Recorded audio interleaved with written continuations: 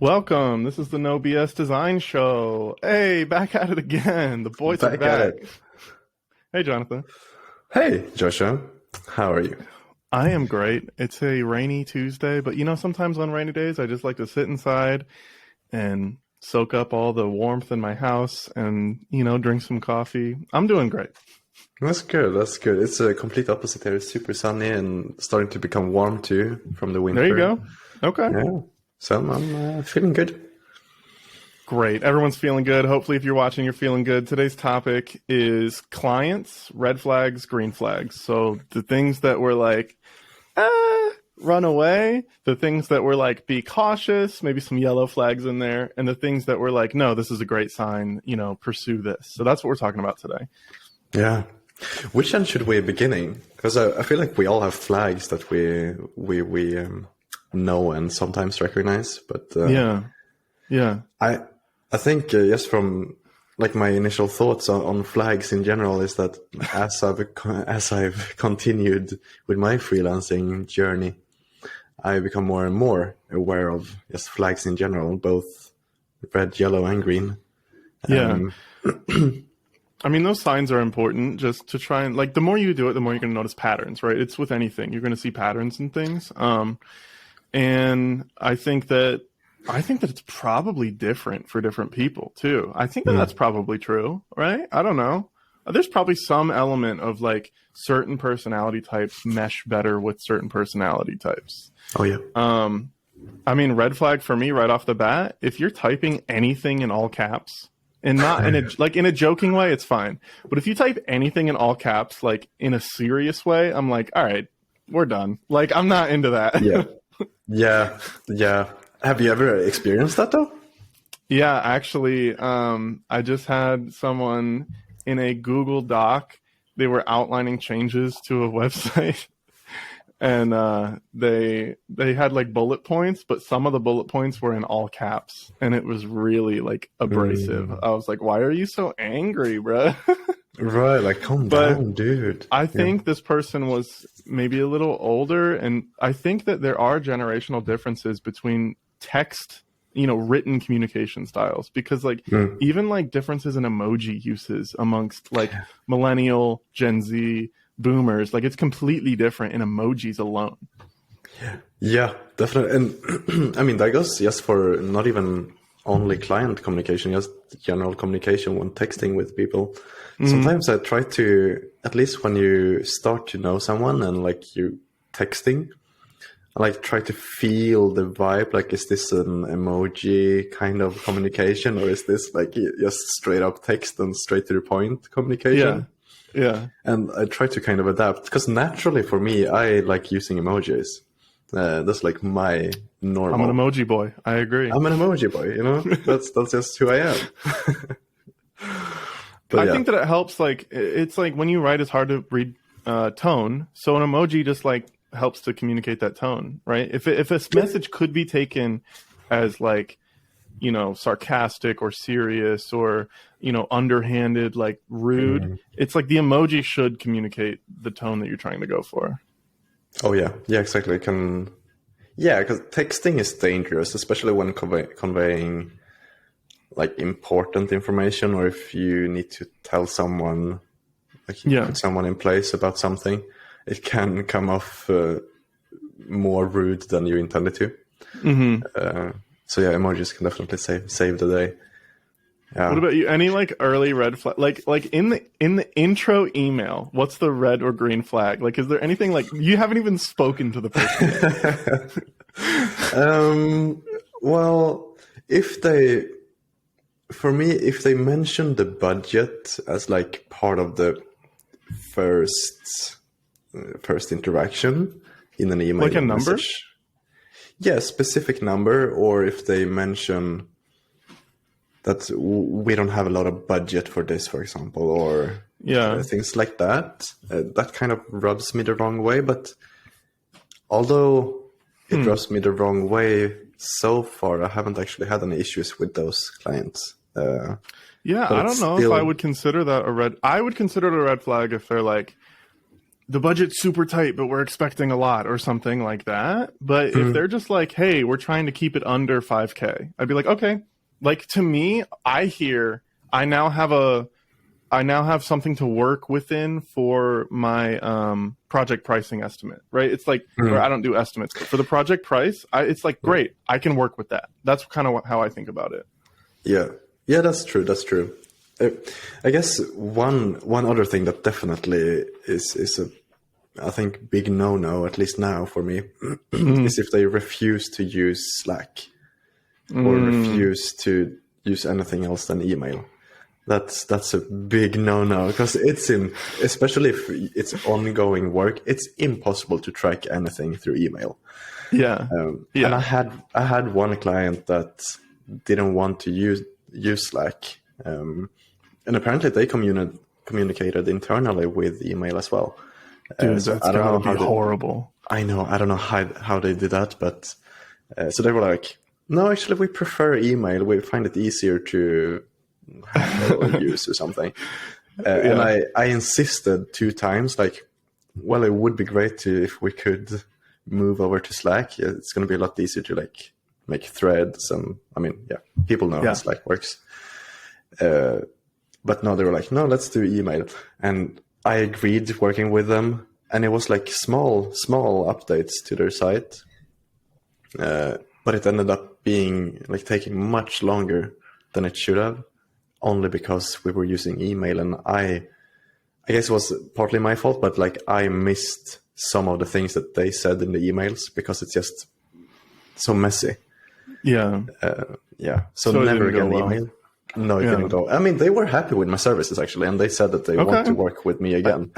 I think, I don't know. I would really not like working in email solely. Yeah. I have done it. I'm doing one project that way now. It's not my preference. It's not even a project now. It's actually just small edits that way. But it's not my preference.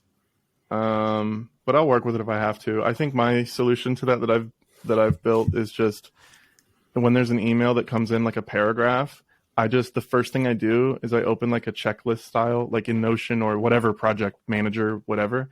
And I just take that email and I convert it into checklist items. It just makes it way better. Yeah. But that, honestly, I agree. That's at least a yellow flag, if not a red flag. It's like, dude, why are we using tech from the 80s?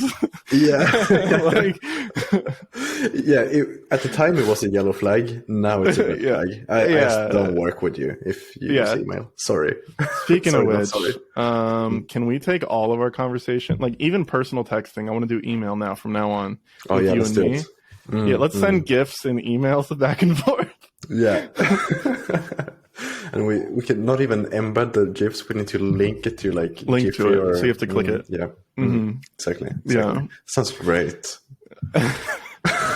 I'm trying to think of other like it's very easy for me to go all red, but I'm trying to think of like, green, I guess, first and stay positive at the beginning before I shit on people. No, I'm not going to shit on people. I'm just, there are things that I think are legitimately red flags, but I'm trying to be like, what's the like golden, like, oh, this is a great sign.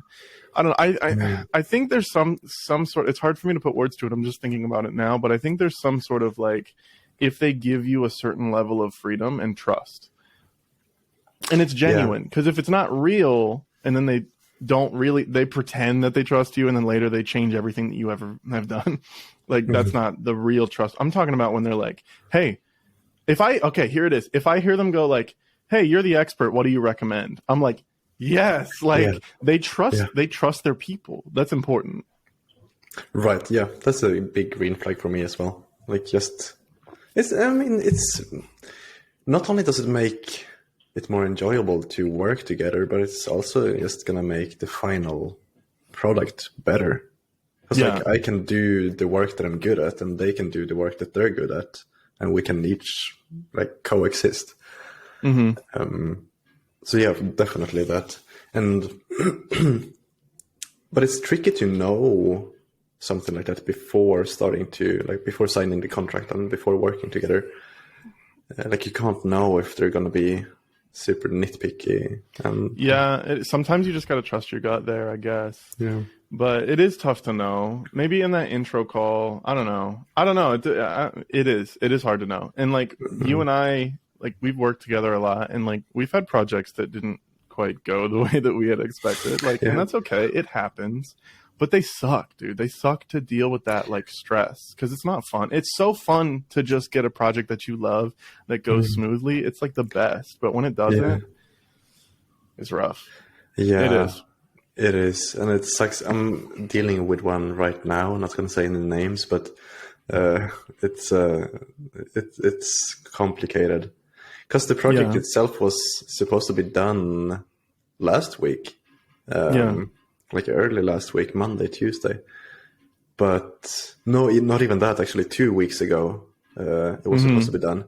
And it's just one simple landing page. Nothing big, nothing major, no fancy stuff. I Don't had be it too ready specific. No. Like, and I was done by the original deadline. But still ongoing. So what do you think, I guess, within your control? Because there's only so much that you can control, but within your control, do you think that there's anything you could have done to like help improve this, or no? I think just as a general rule, when dealing with these type of clients, you need to be very, not harsh is not the right word, but direct, maybe very direct with them. Like really set the expectations. Right. So like be very blunt, to be completely honest. Like if you give any more feedback beyond this point, I will not implement it. Just say it straight up. Like, because at least, or you would charge more for it. Or charge more, exactly. Yeah. One of the two. Yeah. But like not just be frustrated internally and go along with the changes and just whatever, I'll just do it. It's 5 minutes, 10 minutes. Because then they're going to continue because they notice that, oh, well, I can give more feedback, and they implement it and they don't say anything. That's like the client, what they're thinking. But actually, I'm like super frustrated and annoyed and don't enjoy working with them at all. And that's not a place that you want to be in. That's also not a place that you can be creative within. No. Yeah. Were there any, like, looking back on this, were there any like signs at the beginning that maybe could have tipped you off that the project was going to go, I don't want to say it went terrible, but maybe that it was going to go not as ideal as you wanted? I would say no. I was going to explain why, but I think that's going to give away who it don't explain why. So, but if there's nothing you could have done, then I guess it's just like take what you learned and move on, right? Right, exactly. Like, I think for the next time I end up in a similar situation, I'm going to be more direct earlier. Yeah. So, because this time I've been going along with it for too long, and only today started like explain like this is the last round of feedback. Like we can't continue. So more blunt earlier. Which doesn't really help. It kind of doesn't really help that there's nothing that you could have seen early on. Sorry, viewers, but no. But I think that there's also a lot to learn just from how to handle the situation once you're in it. I think that so many client struggles goes down to communication, just like marriage or dating. Like it just goes down to communication, right? Yeah. Because I think so many times it's like mismatched expectations. It's, difficulty communicating ideas. I had a client, even if they watch this, they wouldn't mind me saying this. I had a client that was really struggling because they did not know the words in which to tell me what they were trying to say. Like they struggled because they didn't have the design background that I have, of course, which is fine.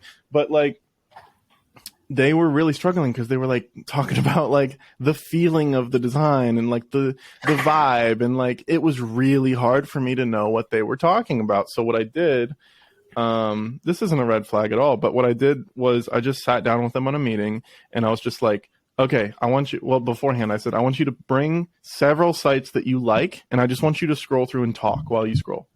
And I just watched and they were like, oh, the vibe here is really cool, and like I really like this interaction. It makes it feel alive. Like they were using words that didn't really correlate with the design, but I just looked for patterns, and at the end I had a list, right? I said, you like thin sans serif type, and they were like, oh yeah, I guess they were all that way. I went, and I went, you like sharp corners, not rounded, and they were like, oh my gosh, I didn't notice the pattern. I was like, and I was like, and you like images with color overlays, and they were like, you know what, they did all have that. And I was like, yeah.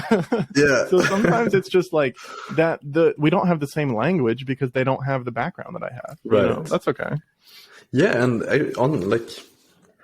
I've started doing too when I do the like initial scoping and initial briefing with clients. I've started asking them to collect a couple of examples. I guess it's kind of standard. I know a lot of people do this, but I've only just started doing it. You're fine. Asking the client to collect a bunch of different examples of sites or designs that they like and explain why. It doesn't matter if they use the same language that I do. All that matters is that they try to explain it. And like you said too, like I try to look for patterns and see like, oh, they like this type of colors and they like this type of style. And it's just, it makes it a lot easier. Because even if I come up with an idea and say like, oh, I think we should go this route because this and that. And they disagree or they have some thoughts, opinions. The client usually can't express that in a way that makes sense. If that makes sense. Because it's just a language issue. Yeah, it's just a language issue. So yeah, if you and I were to talk about like contrast and, you know, typographic hierarchy and like sans serif and like a lot of people are just like, I like it because it's cool, and that's okay. Yeah, that's fine. Yeah, it's okay. I just got to figure out what the hell cool means to you specifically. Right. You know what I mean? Yeah. Right. Yeah. Actually, on that note, actually, a green flag for me is definitely when a client has good design knowledge. And not just opinions on design, but like actual knowledge and experience. Because again, like then we end up using the same sort of language and we understand each other better. And it also makes it just a lot easier for me to explain things to them and they can explain it back to me, what they're thinking. Also, that's sort of a green flag in addition, because I think that a lot of times if they do have that design knowledge, that means that you're talking to someone with experience in the field. Yeah. And typically that correlates with a higher budget because they have like in my experience, like if they have someone like a creative director, they're probably going to have the money to spend on a website. You know what I mean? Yeah. Which, you know, it's just a little signifier. Right. But, yeah, if they have dedicated people for design and web and stuff like that, it means that they value that side of the business. Yeah. So yeah, I agree. I had another idea. What was it? Shoot. I don't know. It all comes down to communication though. But you have another red flag or green flag? I feel like I just had one and it slipped away. Yeah, I was going to ask you if you have any red flags. Red flags? I'm sure I can come up with some.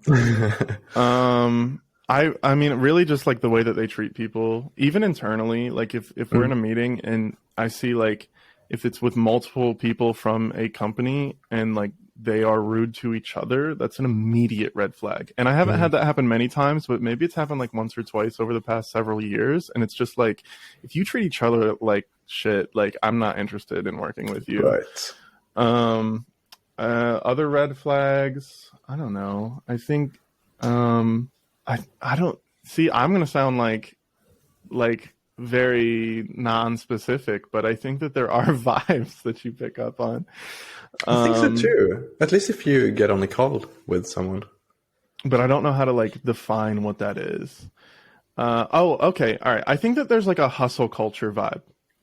Like that I don't really vibe with, which I'm using vibe a lot, but I think that there's sort of this hustle culture energy that I pick up on from people where they're like, all right, let's go. We got to get this out. We got a week. And it's like, okay, like I understand that you're just trying to create and get things out there, but good work takes time. Good design takes time. Good development is meticulous. It just is by nature.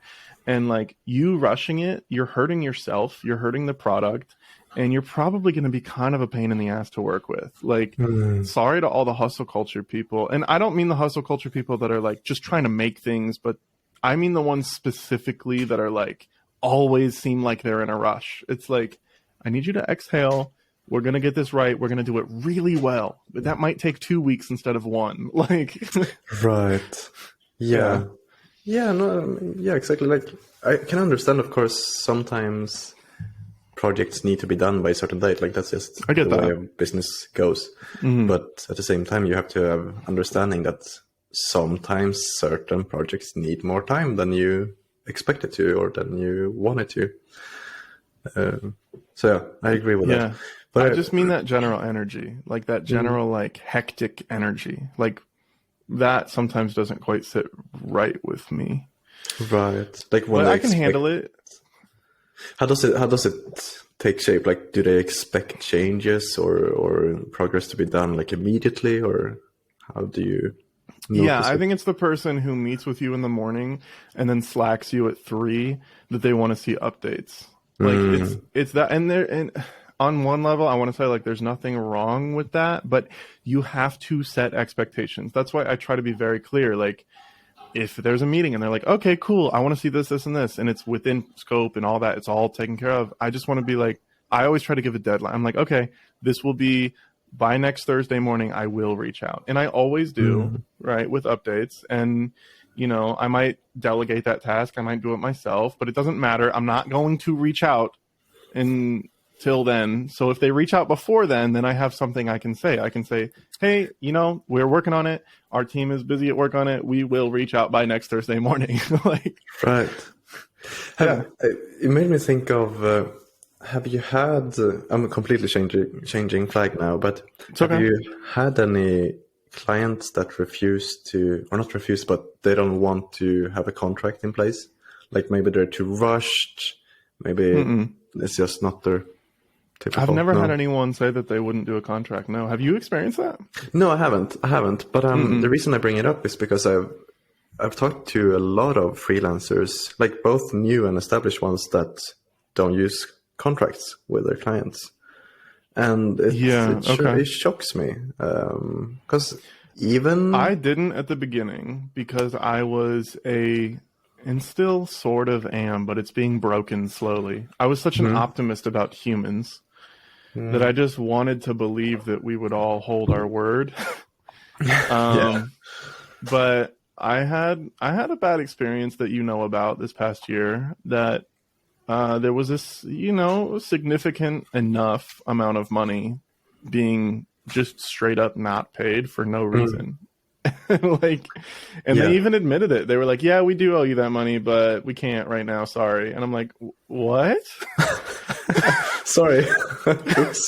But thankfully I had a contract in place. So like I would highly, even if it's a 1-pager, it doesn't have to be like a fancy thing. Use a template. Use a freaking template that's just like, here's what we're doing. Here's what you will owe us. Sign here. Like, at least you have something, right? Yeah. But I've never had anyone deny a contract, no. That's good. Yeah, no, like I said, I haven't had anyone deny it either. But it's just... Dude, if someone were to, that's a red flag, baby. Definitely. I would never even consider working with a client that doesn't want a contract. Because if you are honest, if you intend to pay your freelancer or agency or whoever, like there's no reason not to have a contract. The only reason you would not want a contract is if you intend to... Trying to pull some shenanigans. Yeah, pull some shenanigans. Exactly. Dude, if you... Okay, listener... If you are a freelancer and you have a client that says, I don't want a contract, that's it's a red flag that's currently on fire. And you should run away, dude. Do not associate. Like, that's such a big red flag. Yeah, they are trying to get free shit from you. That is what is happening. Yeah. But it's I can't get over it how people feel comfortable working without contracts. Because even I've met people here in the city from the same co-working that don't use contracts in their everyday business, and it's just like, why? Yeah, It takes 5 minutes to I did write that back one. in the day, but it was from this like, I don't know. I felt like nervous about it. Like I didn't know how to do it. And like I think there was this level of like everyone's cool, but the one like you have one bad experience and you're going to wish that you had contracts, man. You're going to wish that you did. Yeah. Yeah, for sure. Even, I mean, the first few projects that we did together, we still used contracts. The first few projects we did. Yeah. But and if you, I mean, we've worked together so much, but if you ever wanted to do a contract, I'd be like, sure, I'll sign it, whatever. But like at this point, I mean, we have a long running established relationship, but even with long running clients, there's nothing wrong with that. And if they have an issue with that, then that's a problem. Yeah. Exactly. I also would say the same about down payments. I typically don't require down payments for the studio or anything. It depends. Sometimes I do, sometimes I don't. But I don't usually do 50% because I feel like I personally feel like that's high for me. I usually do 30%. That's what I do personally. But if you have a client that like refuses to pay a 30% down payment on a project, that's probably a red flag. I don't know. I mean, maybe for some reason I'm just trying to give them the tiniest bit of like, maybe for some reason you've given them a reason not to trust you, and so they're scared to send you money. If that's the case, figure out what you did to make them not trust you. But I would say the vast majority of the time, if someone's not willing to pay a down payment, it's because they're being shady. Yeah, I think I don't know. It's a tricky one for me. I think sometimes it can be okay if they prefer to do just one lump sum. But it depends on if they were completely okay with signing the contract and everything before. True. And then explain, well, is it okay if we just do one sum after, or like in the middle, or before? If you have a contract, I mean, you're protected. Yeah, exactly. But yeah, so it depends. I think it depends on, you have to combine that with everything else you're getting from the client, like the vibes. Because I it's all about vibes, people. It's 100% about vibes. Vibes. Is that what we're naming this episode? The vibes. The vibes. Yes, the vibes.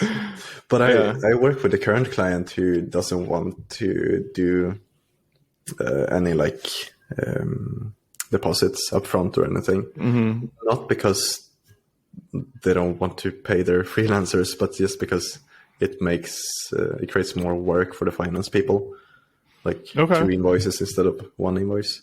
And I can understand that. Like if you're a big company, you have lots of things to pay, like that makes sense. And so and like I said, I don't usually require down payments for projects. I really don't, because if I didn't trust you, I probably wouldn't be working with you, and I have a contract anyway. So it's like, I prefer deposits upfront. I usually do 50% upfront for everything. I used to do everything afterwards on project completion, but I've started doing upfront because it creates more cash flow for me. Especially, I've noticed not a lot, but some clients are quite late with payments. Not because they don't want to pay, but just shit happens and they're delayed.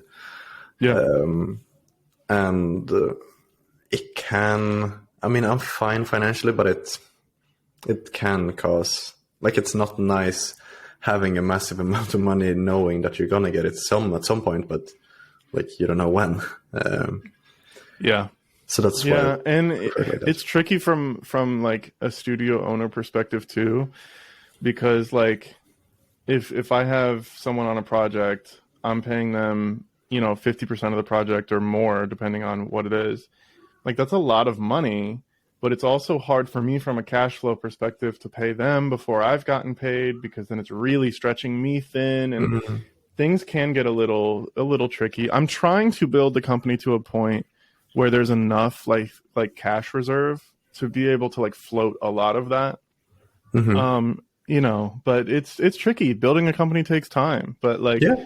that's difficult. And just because I care so much about the people that I work with, like I never want to be like the person that's not paying. Like it's Right. tricky sometimes. It is. It can be Yeah. stressful. Yeah. And I mean, when we work together, I usually ask that, like, it's fine paying everything afterwards. Yeah. After a Yeah. project is completed. Yeah. And I'm fine with that with you because I know that you're going to pay me like on time. Yeah. So like, but it's different with other clients. Yeah. So it depends. Yeah.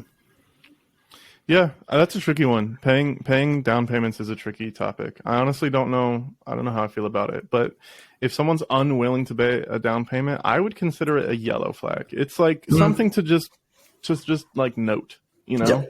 Yeah. Yeah. To combine it with the green and red flags and make a decision based on all of it. But if someone's unwilling to sign a contract, like I said, on fire, red, on fire. Yeah. Hey, no. Yeah.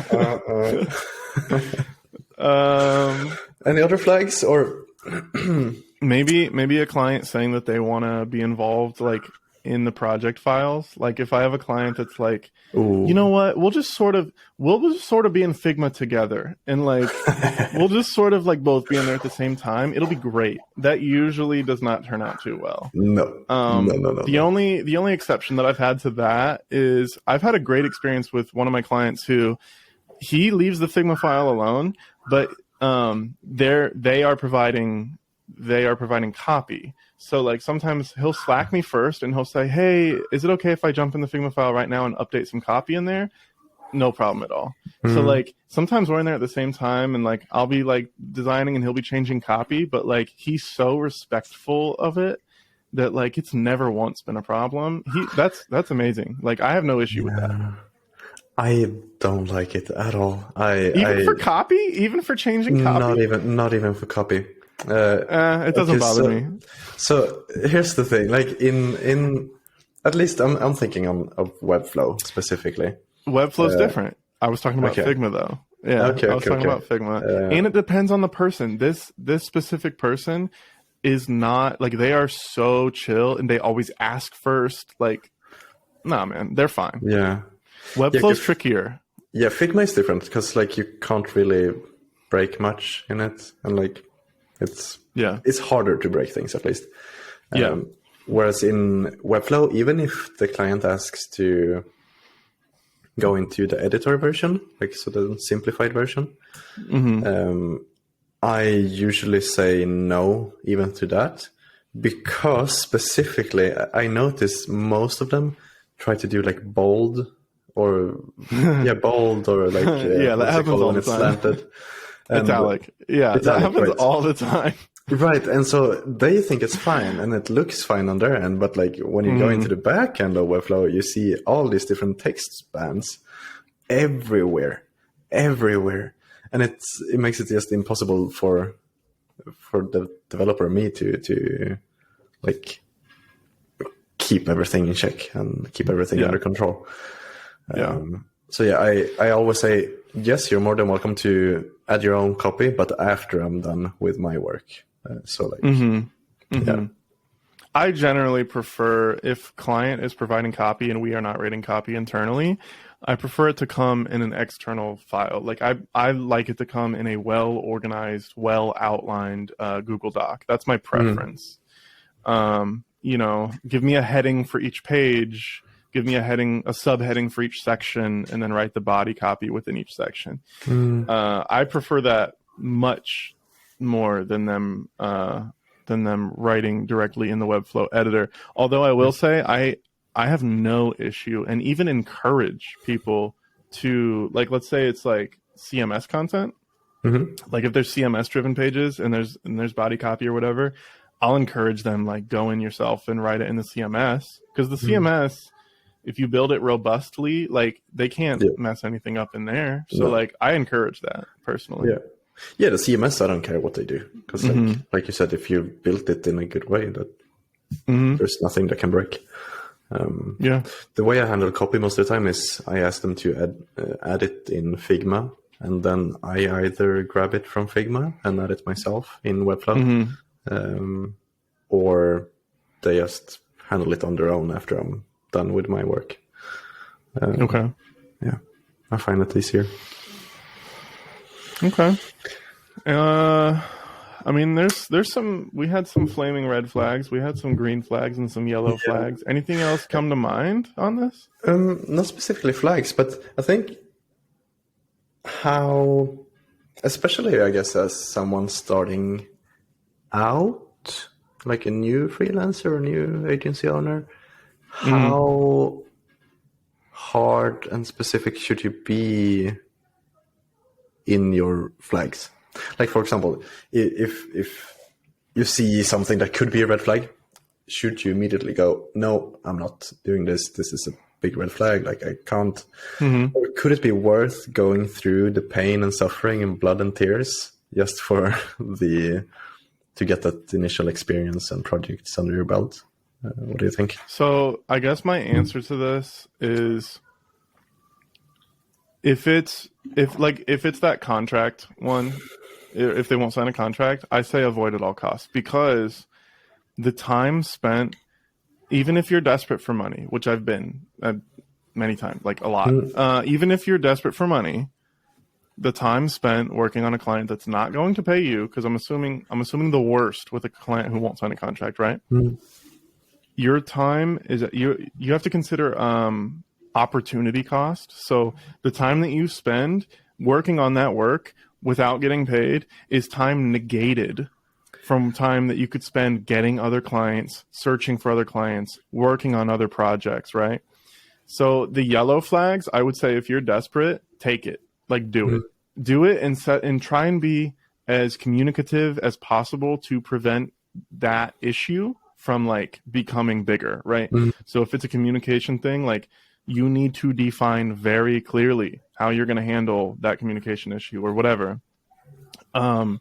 Even some red flags, I'd say do it. If you're confident that you're going to get paid, I'd say go for it. If you're desperate enough that you need the money, do whatever project you feel you have to survive and keep your company going. Yeah.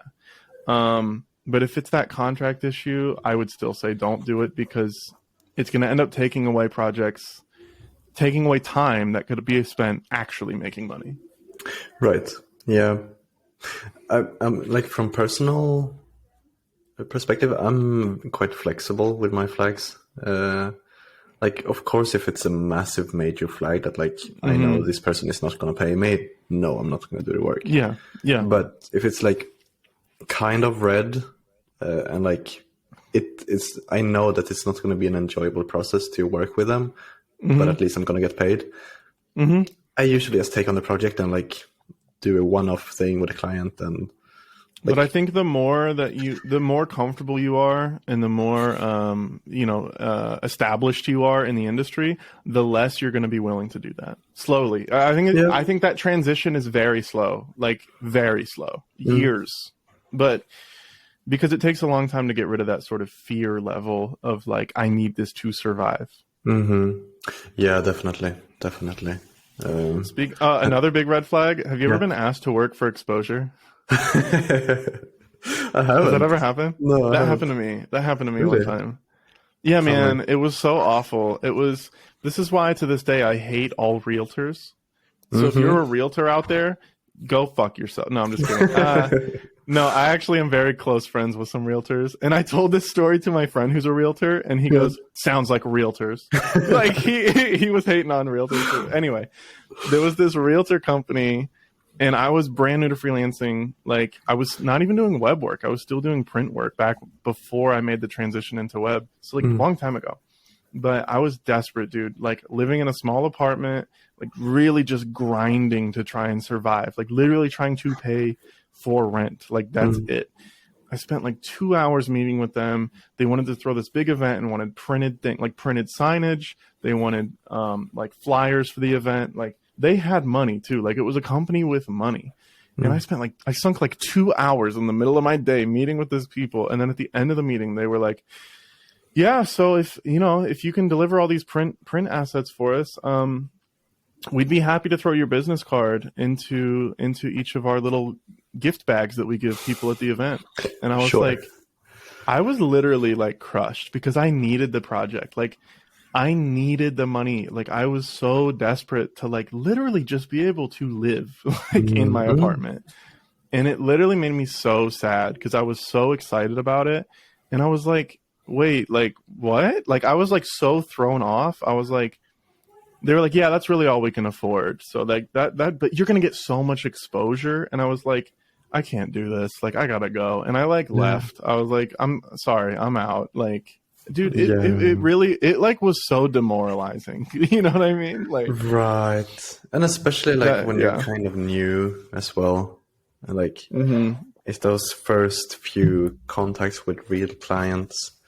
It's like, no, sorry, we can't pay you. It's like, but of course they didn't say that until I had already spent 2 hours with them. Right, exactly. Like, oh yeah, let's get I this should have done. sent them an invoice. I should have sent them an invoice for my time.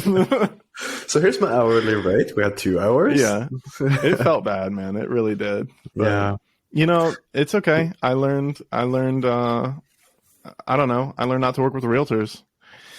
No, I'm just kidding. I wouldn't lump all them together, but it was just a bad experience. That's all. They happen. Yeah, for sure. Luckily, I've never had anyone ask to even work for like stock options or like equity in the company or anything like that. So far, I guess. Maybe down the line in the future, someone will ask. But yeah, no one. You know what's a big red flag? No. Swedish people, man. You can't trust them. I know. They're all horrible, right? They're all white, they're like blue eyes, handsome, and like they steal all the ladies. It's no, beyond me. Actually, legitimately, the real red flag is Americans who are obnoxious. And I know a lot of them. They're like outside. Like it's all the ones that are exactly as described on TV. The stereotypical American. Yeah, dude. Right. I'll introduce you to like 5. like right now. Like right now, we could like. I'll grab my camera. We'll go outside. I'll show you something. I love that. They're everywhere. But, Americans, man. Hey, if you're out there, you're trying to freelance, and you know you're worried about if you have like a gut feeling about a client early on in like the intro meeting. You should probably trust it because most of the time when I ignore that feeling, I regret ignoring it. Yes. I couldn't agree more, honestly. I think that's a great way to summarize everything we've said. Trust your intuition. Trust your intuition. Because it's going to be different for every single person. I can't tell anyone else what is a red flag to them or a green flag or yellow flag or Interestingly, we've actually disagreed on some of them here today. That's like true. Not major disagreements, but like slight disagreements. And I think that that's interesting too, because I don't know. It is fascinating that we have different like gauges for what we're willing to accept. Yeah, absolutely. Yeah. And I think it differs like both, since I'm like a soul person, solopreneur, freelancer. Oh, I see. I thought you were talking about your soul, and I was like, not soul, like alone. I was like, I know you're a spiritual guy or whatever. Like, I don't know what you're saying. I was very confused. Like freelancer, and you're an agency, and also like I'm relatively new. You have more experience, so it's different levels of. Nah, dude, you're killing it. You're doing amazing out there. Thanks. Yeah, I feel like I am actually. You really are. Yeah, but no, it's interesting. You know, I've learned a lot even in the past couple of weeks about how to approach things as a studio because, I don't have employees, but I have a lot of like people that work with me like you, and there's others that you know, but like just learning how to communicate with people has been tricky. Like how to communicate value, how to sell. Like I had a really rough meeting like last week with a potential client, and it was a rough meeting. It's probably not going to ever go anywhere, but it taught me a lot. And I'm just learning out here like everybody else. So that's what it comes down to. Yeah, it's a process. I guess my final notes is that most of the time, throw me enough money and I can endure most shit. But, dude, the bullshit fee. You know how it goes. Exactly, the bullshit fee. That's it. If you're gonna hate a project and you know it, charge more. Yeah. And if you get it, you'll be happy because you get the money. Exactly. Exactly. All right, everybody, take care of yourself. Don't let people take advantage of you. And, go out there, close the deals, do the work, and you'll be fine. You'll figure it out. Hey, contracts. Make contracts. Contracts. Always. Never forget. All right. Peace and love. Peace and love. I'll talk to you next week. Yeah. Spread love, hug people, kiss them, and if it's consensual. Yeah, all consensual. All right. See you guys. Bye. Bye-bye. Did we both just do waving hands? Yeah, we did. Perfectly. All right, cool. I'm ending it right now. Goodbye. All right. Bye.